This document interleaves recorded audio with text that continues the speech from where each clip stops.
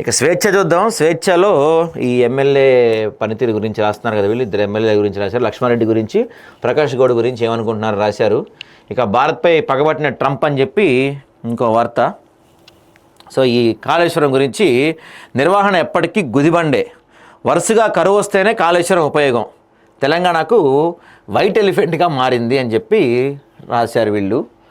ఆ తర్వాత కమిషన్ నివేదికని వీళ్ళు ఒక్కొక్కటిగా రాశారు. దాని గురించి బీఆర్ఎస్ ఏం చెప్పింది అనే వర్షన్ కూడా దీంట్లో రాస్తున్నారు. మొత్తానికి ఏది వాస్తవం, నిజానిజాలపై కొనసాగుతున్న పొలిటికల్ చర్చ.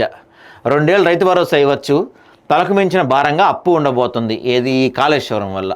ఇక గువ్వల దెబ్బకు గులాబీ అలర్ట్, నేతలు పార్టీని వేడకుండా చర్యలు, మాజీ ఎమ్మెల్యేకు టచ్లో అధిష్టానం. పాపం రెడీ చేసుకుంటున్నారు. బీసీ ధర్నా ఢిల్లీ వెళ్ళారు వీళ్ళు, ఏం ఉపయోగం తెలియదు దానికైతే. చిరంజీవి ఇంటికి నిర్మాతలు వెళ్ళారంట, షూటింగ్స్ నిలుపుదలపై ఏకరువు. ఈ సినీ ఇండస్ట్రీలో పెద్ద గొడవ అవుతుంది కదా, సినిమా షూటింగ్లు అన్నీ ఆపేశారు కదా, దాని గురించి పంచాయతీ తేల్చమని చిరంజీవి ఇంటికి వెళ్ళారంట అందరూ. ఇక డీజీపీ పోస్ట్ కోసం ఐపీఎస్ల రేస్, వచ్చే నెల రిటైర్ కానున్న జితేందర్ పోస్ట్ కోసం ఐపీఎస్లో ముమ్మల ప్రయత్నాలంట, డీజీపీ పోస్ట్ కోసం. మరి ఇక మంత్రి పదవి వరించేనా, వరుసగా హాట్ కామెంట్లు, నిత్యం అసంతృప్తితో స్టేట్మెంట్లు, సీఎం వ్యాఖ్యలపై కూడా ఖండనలు, హైకమాండ్ మధ్యలో ఏమున్నదో మరి. కేంద్రానికి విన్నపాలు, తెలంగాణకి యూరియా కావాలని చెప్పి అడుగుతున్నాం మనం, పెద్దగా కేంద్రం పట్టించుకోవట్లేదు. చూద్దాం. ఎవ్వరు రాయలేదండి, వీళ్ళొక్కరు రాశారండి.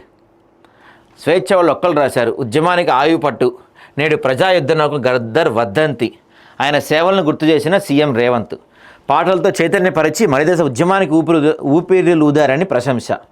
గ్రేట్, నిజంగా స్వేచ్ఛ వాళ్ళు కనీసం రాశారు, మిగతా వాళ్ళు ఎవరు రాయలే. కాకపోతే రేవంత్ రెడ్డి ఏం గుర్తు చేసుకోవట్లేదు. ఇదేదో సరే ఏదో రాశారని ఆనందపడాలా, రేవంత్ రెడ్డి గుర్తు చేసుకుంటే బాధపడాలి, తెలవని విషయం ఇక్కడ.